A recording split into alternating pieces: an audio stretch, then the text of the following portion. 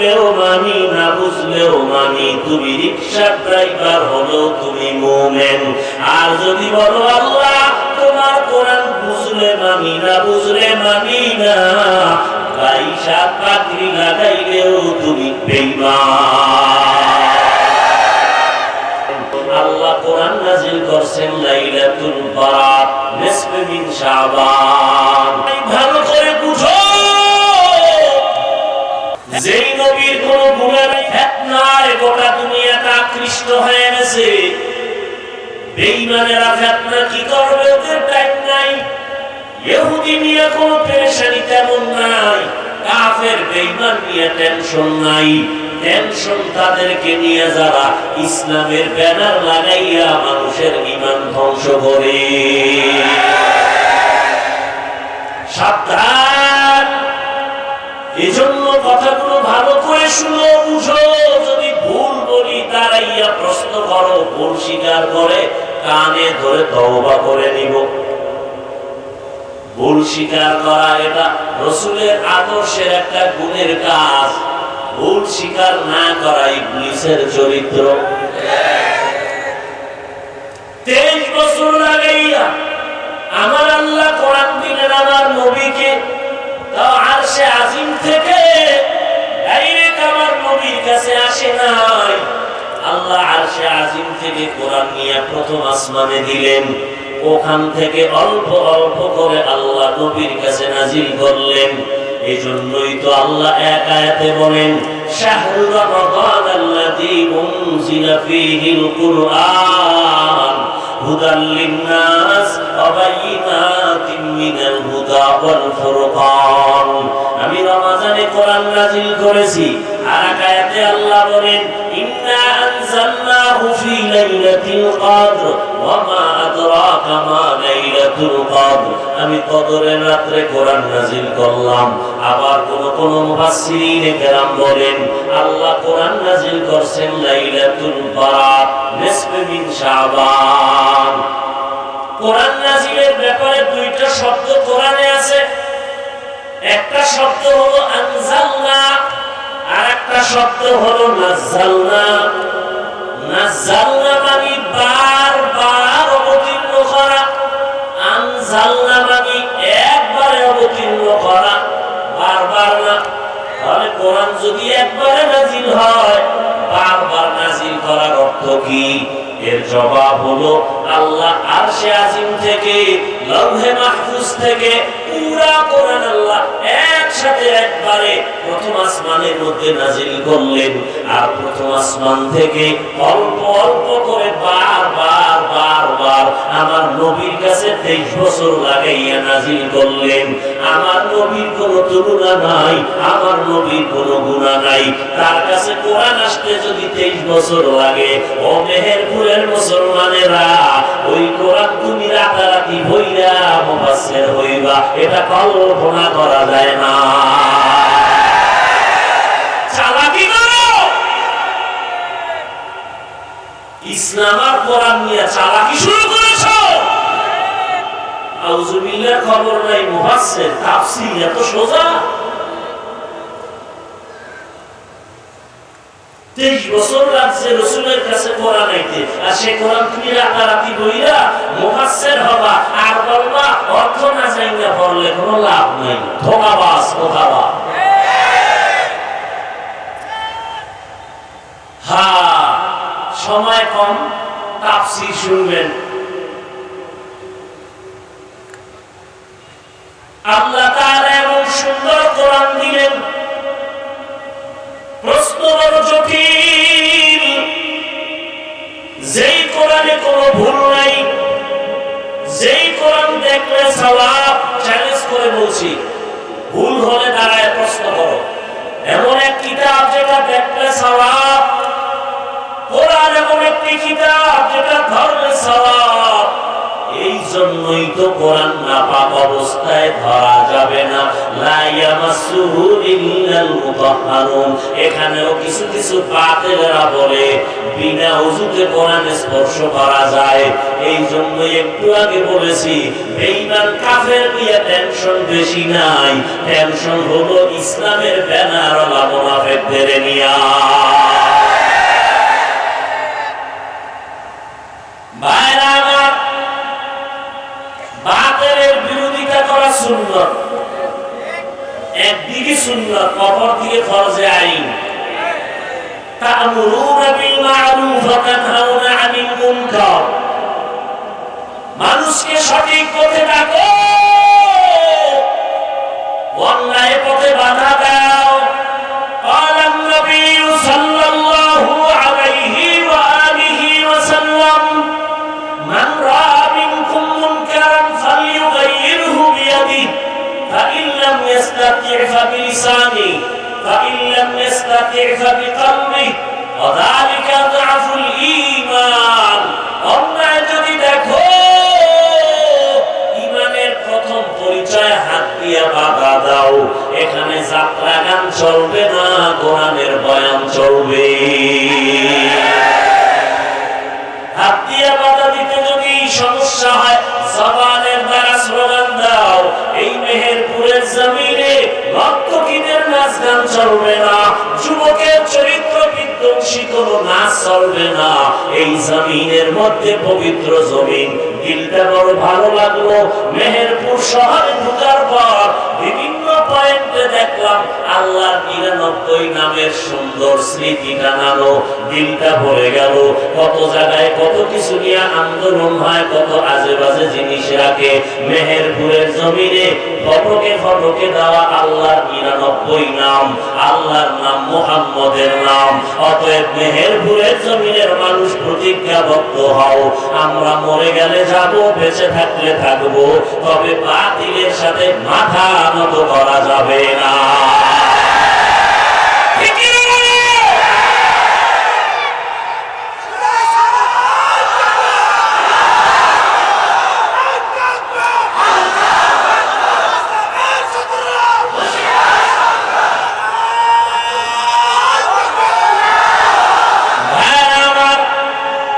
যেই কোরআন এত দামি, 23 বছর পর্যন্ত আমার আল্লাহর নবীর কাছে 23 বছর লাগায় কোরআন আসলো। এত সুন্দর দামি কিতাব, প্রশ্ন হলো সেই কিতাবের শুরুতে আল্লাহ অর্থহীন অক্ষর কেন দিলেন? এই হলো প্রশ্ন। আলিফ লাম মিম এগুলোর কোনো অর্থ নাই, আলিফ লাম রা এগুলোর কোনো অর্থ নাই, কাফ হা ইয়া আইন সাদ এগুলোর কোনো অর্থ নাই। প্রশ্ন বড় জটিল। যেই কিতাবটা ধরলে বরকত, যে কিতাব দেখলে বরকত, যেই কোরআন পড়লে বরকত, এমন দামি কিতাবে অর্থহীন অক্ষর আল্লাহ দিলেন কেন? এর 5-7টা জবাব আমি দিয়ে থাকি, তবে আজকে মাত্র 2টা জবাব দিয়ে সামনে যাব। 1 নাম্বার জবাব, অর্থহীন অক্ষর কেন আল্লাহ কোরআনের মধ্যে দিয়েছে? এর একমাত্র কারণ হলো এই জমিনে যত বাহাদুর ঘাড় মোটাওয়ালারা বাহাদুরি করো, অহংকারী, আমার আল্লাহ এই অক্ষরগুলো দিয়ে তোমার অহংকারকে জবাই করেছে। অহংকারী করা, আমি অনেক কিছু জানি, আমি আল্লামা, আমি মুফতি, আমি মুহাদ্দিস, আমি প্রিন্সিপাল, অনেক জানো, অনেক জানো। আল্লাহ কয় কি জানো? এত যদি জাননেওয়ালা হও, তাহলে আমার কোরআনে আলিফ লাম মিমের অর্থ কি বল? কোরআনের শুরুতেই মাথা নত করে দিয়েছি। কোরআনের ভেতরে যদি ঢুকতে চাও, মাথাটা নত করে দে। আলিফ লাম দিয়ে তোর মাথা নত বানায় দিলাম, ওখানে গিয়েই বলবি আল্লাহ ছাড়া এগুলোর রহস্য জানে না, আমি দুর্বল। দুর্বল হইয়া যদি কোরআনে ঢুকো কিছু পাবি, আর মাস্তানি করিয়া যদি ঢুকো কিছুই পাবি না। এত ইলম তোমার, এত ইলম তোমার, এত কিছু জানো, কোরআনের দরজা দিয়ে ঢুকতে আলিফ লাম মিমের ব্যাখ্যা করে এই বড় পারনেওয়ালারা জাননেওয়ালারা বলে আল্লাহু আ'লামু বিমুরাদিহি, আল্লাহ ভালো জানেন, আমি জানি না। তো তুমি জানো না কথাটা অন্তরে ঢুকাও, আমি কিছুই জানি না, আমি কিছুই জানি না। মেরা ইজাজু করদান বেহিসাব, মেরা ইজাজু করদান বেহিসাব, খলকেরা দাদন জওয়াবে বাজওয়াব, আপনা দাওয়াত দোস্তে খলকা জারেরা, মিস্তে ই খসলত একে দিনদারেরা। এক নম্বর জবাব, অহংকারীদের অহংকার আল্লাহ জবাই করে দিলেন আলিফ লাম মিম অক্ষর দিয়া। দুই নম্বর জবাব, আল্লাহ জগতের মুমিনের ঈমানটারে পরীক্ষা করলেন, এই মুমিনেরা তোমরা আমার কোরআন বুঝলে মানবা নাকি না বুঝলেও মানবা? যারা বলবে আল্লাহ তোমার কোরআন বুঝলেও মানি না বুঝলেও মানি, তুমি রিকশা ড্রাইভার হলেও তুমি মুমিন। আর যদি বলো আল্লাহ তোমার কোরআন বুঝলে মানি না বুঝলে মানি না, পয়সা পাগড়ি লাগাইলেও তুমি বেঈমান। আল্লাহর কোরআন বুঝলে মানি না বুঝলেও মানি নাকি? আমরা আল্লাহর কোরআন বুঝলেও মানি না বুঝলেও মানি। বুঝার মতো পরিপূর্ণ ক্ষমতা আল্লাহ কাউকে দেন নাই, আবার সবাই একভাবে বুঝে না, এক একজনে এক এক রকম বুঝে। এই জন্য তাফসীর এক এক রকম হয়েছে, অনেকগুলো হয়েছে, ফতোয়া ভিন্ন ভিন্ন হয়েছে, সবার বুঝ এক না। আবার আল্লাহ পাকের বান্দা যারা তাফসীর লিখে গেলেন, সবাই লেখার শেষে বললেন আমি ইলমের দরিয়ায় ডুব দিয়া সামান্য পাইছি লিখে দিলাম, আমার জানার বাইরে বহু ইলম এখনো বাকি। একটু হিসাব করেন, আল্লাহ তাআলা যে কোরআনটা দিলেন, কোরআনের একটা লাইনের নাম তাফসীর। এটা কত বড় লাইন, দৌড় দিলে জীবন যাবে, লাইনের মাথায় যাওয়া যাবে না। কোরআনের আরেকটা লাইনের নাম হলো ফিকহ। ওই লাইনটা এত বড়, এই লাইনের উপরে এত পরিমাণ কিতাব লেখা, দৌড়াইতে থাকো,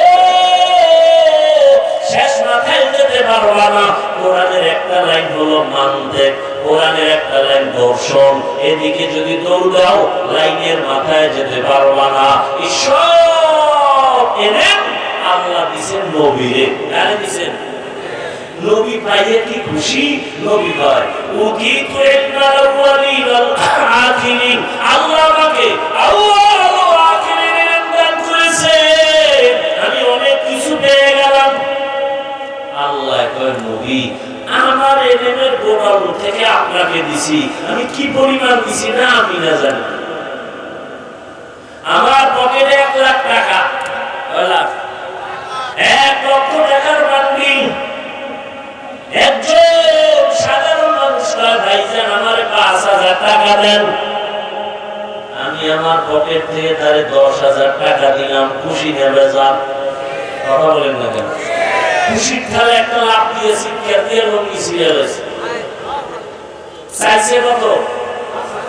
দিলাম কত? খুশি নেবে যান।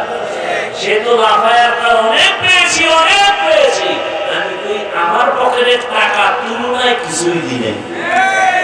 ঠিক নেই? নবী বলেন আমি অনেক পেয়েছি, উতিতু ইলমাল আউয়ালিন ওয়াল আখিরিন। আল্লাহ বলেন না না, মা উতিতু মিনাল ইলমি ইল্লা কালিলা।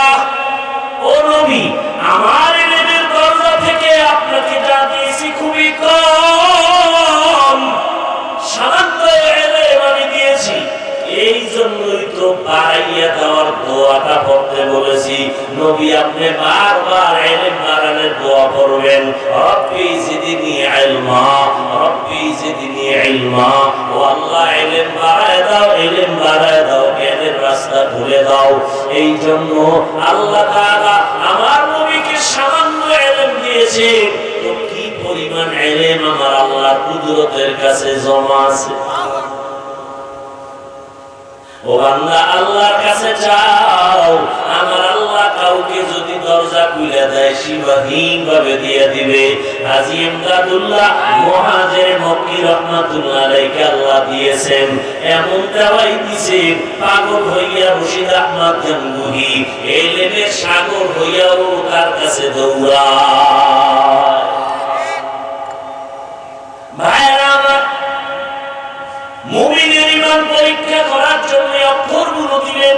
যারা বলে কোরআনের অর্থ না জেনে পড়লে লাভ নাই, তাদেরকে বলো আলিফ লাম মিমের অর্থ কি বলো। অথচ নবী বলেন তুমি বুঝে পড়ো আর না বুঝে পড়ো, যদি কোরআনের অর্থ না জানিও পড়ো, অক্ষরগুলো উচ্চারণ করো, কমপক্ষে এক একটা অক্ষরে 10টা নেক আল্লাহ দান করবেন।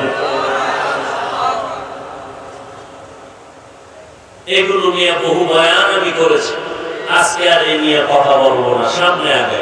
যালিকাল কিতাবু লা রাইবা ফীহি, যালিকাল কিতাব, আল্লাহ বলেন কোরআন এটা এমন একটা কিতাব, লা রাইবা ফীহি, যার মধ্যে কোনো ভুল নাই। কোন জিনিসকে, কাছের জিনিসকে ইঙ্গিত করার জন্য আমরা বলি এই, কি বলি? দূরের জিনিস ইঙ্গিত করার জন্য বলি ওই।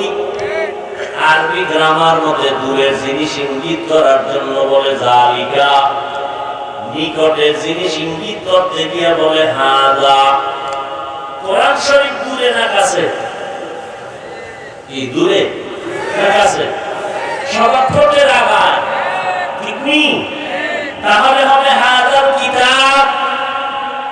আল্লাহ বলেন যালিকাল কিতাব, ওই কিতাব। কিতাব তো এই, ওই বললেন কেন? বলা দরকার ছিল হাযাল কিতাব। যালিকাল কিতাব কেন বলছেন? এর অনেক জবাব আছে, মধ্যে একটা জবাব আমি দিচ্ছি। একটা জবাব হলো, যদিও কোরআন শরীফের লফজ রিডিং ইবারত আমাদের সামনে আছে, কিন্তু কোরআনের হাকিকত, মারিফত, এর বালাগাত, ফাসাহাত, এর ব্যাখ্যা, এর মারিফত সব আপনার আমার আকল আর যিহন থেকে অনেক অনেক দূরে। এজন্য আল্লাহ বলেন যালিকাল কিতাব। অথবা এই কোরআন শরীফ আমি দেখিয়ে আসলে কোরআন এই না, এটা ওই 7 আসমানের উপরে লাউহে মাহফুজের কিতাব, ওদিকে ইঙ্গিত করার জন্য বললেন যালিকাল কিতাব লা রাইবা ফীহি, এর মধ্যে কোনো ভুল। এর যুবক ১,৫০০ বছর হয়ে গেল, আমার আল্লাহর কোরআনে একটা ভুল বের করতে কেউ পারলো না। অপচেষ্টা করেছিল বহু পণ্ডিতেরা, ভুল বের করতে তো পারেই নাই, বরং বহু পণ্ডিতেরা কালেমা করে মুসলমান হয়ে গেল। এবার আমি মেহেরপুরের মানুষ যুবকদের একটু জিজ্ঞাসা করতে চাই, রে বাবা বলো, আমার মাওলা কোরআন সত্য নাকি মিথ্যা? কত পার্সেন্ট সত্য? সবাই একমত? এবার আমাকে জবাব দাও, কোরআন শরীফে জান্নাতের বয়ান আসেনি? বলো বলো। কোরআন শরীফে জাহান্নামের বয়ান আসেনি? সবাই একমত? ও আল্লাহর বান্দারা, কোরআন শরীফের মধ্যে কে জান্নাতে যাবে, কে জাহান্নামে যাবে আল্লাহ তাও বলেছেন। ইন্নাল আবরারা লাফি নাঈম ওয়া ইন্নাল ফুজ্জারা লাফি জাহিম। নেক আমলওয়ালারা জান্নাতে যাবে, গুনাহগার যারা তারা জাহান্নামে যাবে। আল্লাহর কোরআনের ঘোষণা, কে জান্নাতে যাবে কে জাহান্নামে যাবে আল্লাহ তাও বললেন। জান্নাতটা কেমন আরামের ঘর, জাহান্নামটা কেমন ভয়ঙ্কর, তাও আমার আল্লাহ কোরআনে বয়ান করেছেন। জান্নাতিন তাজরি মিন তাহতিহাল আনহার, জান্নাত এমন একটা শান্তির ঘর, যেই ঘরের নিচে থাকবে ঝর্ণাধারা, মধুর নহর, দুধের নহর। মা তাশতাহি আনফুসুকুম, জান্নাতের মধ্যে তুমি যা চাইবা চাওয়া মাত্র দেখবা সামনে হাজির। অশান্তি বলতে কিছু থাকবে না। জান্নাতের মধ্যে একটা আল্লাহর নিয়ামতের ফল খাইবা, 70 রকমের মজা পাইবা। প্রথম একবার খাইলে একরকম মজা, আবার খাওয়া আরেক রকম মজা, আরেকদম কামড় দাও আরেক রকম মজা। কেমনে সম্ভব? একমাত্র আমার মাওলার কুদরতের দ্বারা সম্ভব। দুনিয়াতেই তো এক ফলে কত মজা। ইলিশ মাছ দিয়া খানা খাইছেন নি? কথা বলেন না কেন? কোনদিন না খাইলেও তো পহেলা বৈশাখে খাইবেন। পান্তার ইলিশ তো খাবেনই, 12 মাস না খাইলেও দিন মিস নাই। যেই একটা ইলিশ মাছের পিস মাত্র 30 টাকা, পহেলা বৈশাখ ওই মাছ খায় 1000 টাকা পিস। ঠিক নেই? সারাদিন জিব্বায় বাড়ি মারে মজা মজা, এই মজার কোনো তুলনা হয় না। কেমন মজা! ইলিশ মাছ যেটায় ডিম আছে সেই মাছের মজা একরকম, যেটায় ডিম নেই তার মজা আর এক রকম। ইলিশ মাছের মাথায় মজা একরকম, লেজের ভিতরে মজা আর এক রকম, পিঠের মাছে মজা একরকম, পেটের দিকে মজা আর এক রকম, ডিমের মধ্যে মজা একরকম। ও মাওলার বান্দা বলো, একই মাছে এত রকম মজা যেই মাওলায় দুনিয়ায় খাওয়াইতে পারে, জান্নাতে কেন পারবে না? কাদের কুদরত গাবি বার কামাল, আল্লাহ রব্বি আল্লাহ আসবিদুল জালাল, তুহি কাদের জলিলুল্লাহ জাহাদার, বহর হালে তুহি মেরা নেগাদা। ও যুবকেরা, পায়ে ধরে ধরে 12 মাস তোমাদের বুঝাই। তুমিও মুসলমান, আমিও মুসলমান। ও যুবক, তোমার আল্লাহ আমার আল্লাহ এক, তোমার নবী আমার নবী এক, তোমার ধর্ম আমার ধর্ম এক, তোমার কাবা আমার কাবা এক, তোমার কোরআন আমার কোরআন এক। তুমি আমি দুনিয়াতে আসছি তাও এক। শুধু মেহেরপুরের মানুষেরা আসার সময় লুঙ্গি পরে আসছিল। কথা বলেন, যাওয়ার বেলায় হবে এক। কে পীর, কে মুরিদ, কে বক্তা, কে শ্রোতা, কে কি ইমাম, কে মুক্তাদি, কে ডাক্তার, কে রোগী, ভেদাভেদ নাই। সবার মরণের কালে 3টা সাদা কাপড়। নাকি আপনাদের কাপড়ের কালার আলাদা হবে? কে ধনী, কে গরিব, সবার বেলায় 3টা সাদা কাপড়। কবরের সাইজ হবে এক। কবরের মধ্যে মাটি পাড়াইয়া দিয়া সবাই যখন চলে যাবে, 2 জন ফেরেশতা কবরে আসবে, প্রশ্ন করবে 3টা, সবার বেলায় এক। তুমি পীর না মুরিদ জানার দরকার নাই, তুমি কোন জেলার মানুষ জানার দরকার নাই, তুমি কত ইলম ওয়ালা জানার দরকার নাই। সবার বেলায় প্রশ্ন 3টা। রবের পরিচয় দাও, ধর্মের পরিচয় দাও, রাহমাতুল লিল আলামিনের পরিচয় দাও। মদিনার নবী বলেন, কে ধনী কে গরিব জানার দরকার নাই। যারা 3টা প্রশ্নের জবাব দিতে পারবা, তাদের কবর হবে জান্নাতের টুকরা। আর যারা জবাব দিতে পারবা না, তাদের কবর হবে জাহান্নামের টুকরা। এই নবীর কথা অবিশ্বাস করিস না রে যুবক। কেমন একজন নবী পাইছো, যেই নবীর 63 বছর একটা মিথ্যা কথা বলেন নাই? বলছেন? এমন একজন নেতার নাম পারলে বল দাঁড়াইয়া, যেই নেতা মিথ্যা কথা বলে না। একমাত্র আমার মায়ার নবী, যেই নবীর 63 বছর হায়াতে একটা মিথ্যা কথা বলে নাই, যেই নবী জীবনে মিথ্যা বলেন নাই, ওই নবীর আদর্শ মিথ্যা হতে পারে না, ওই নবীর কথা মিথ্যা হতে পারে না, ওই নবীর হাদিস মিথ্যা হতে পারে না। ও যুবক আল্লাহর গোলাম, ও বৃদ্ধ বাবাজি, ও পর্দার আম্মা জানেরা, তোমার আমার আল্লাহ এক, কোরআন এক, ধর্ম এক, নবী এক, কাবা এক। আজ তোমার আমার পোশাক হবে এক, আদর্শ হবে এক। তোমার আমার পোশাক কেন আলাদা, আদর্শ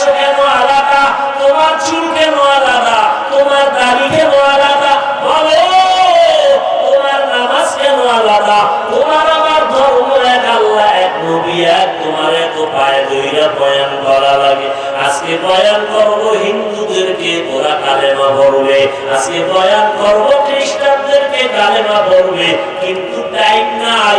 12 মাস ফজরের পর জোহরের পর সারা রাত্র শুধু মুসলমানের বয়ান করিয়া স্টেজ থেকে নামার আগেই দেখি মোনাজাতটা দিয়া কপাল ভরা পিড়ি টানতে টানতে বাড়ি তোমার এত পায় ধইরা বুঝাইতেছি রে বাবা, একবার বলি নাই পাস করলে তুমি মাথায় দিও রাতের গুনাহ হবে, একবারও বলি না। কওমি মাদ্রাসায় না পড়লে গুনাহ হবে, একবারও বলি না। তাবলীগ না করলে গুনাহ হবে বলি না, চরমোনাই না গেলে গুনাহ হবে বলি না। সারাটা বছর সারাটা দেশে ঘুরে ঘুরে পায়ে ধরে ধরে দুইটা স্লোগান সবার অন্তরে ঢুকাইতে চাই। এক নম্বরে বান্দা, যতদিন বেঁচে থাকবা গোলামি করবা আল্লাহর, যতদিন বেঁচে থাকবা আদর্শ মানবা শুধু মদিনা। এই দুইটা স্লোগান তোমাকে আমি বুঝাইতে চাই।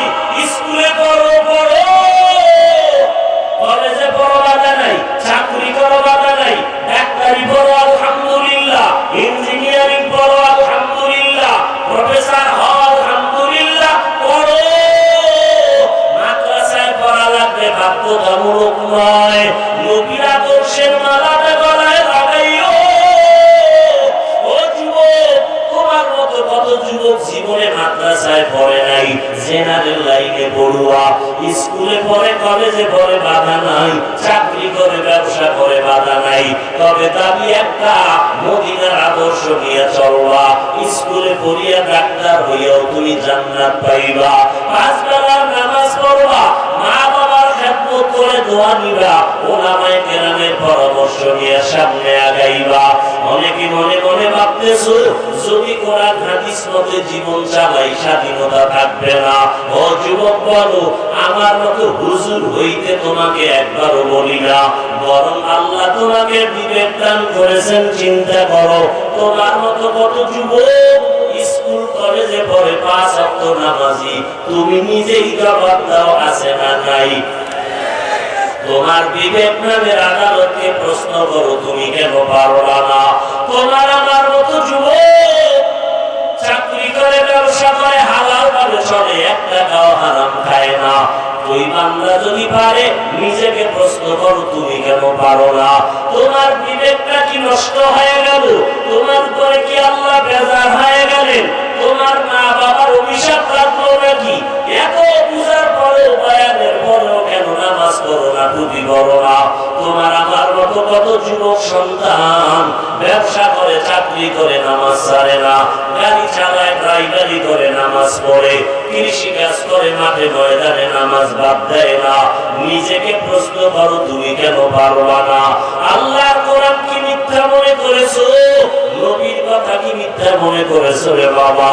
যদি মিথ্যা হয়ে যাইতো, জান্নাতের টিকিট পায়া 10 জন সাহাবা জাহান্নামের ভয়ে কান্না করতেন না।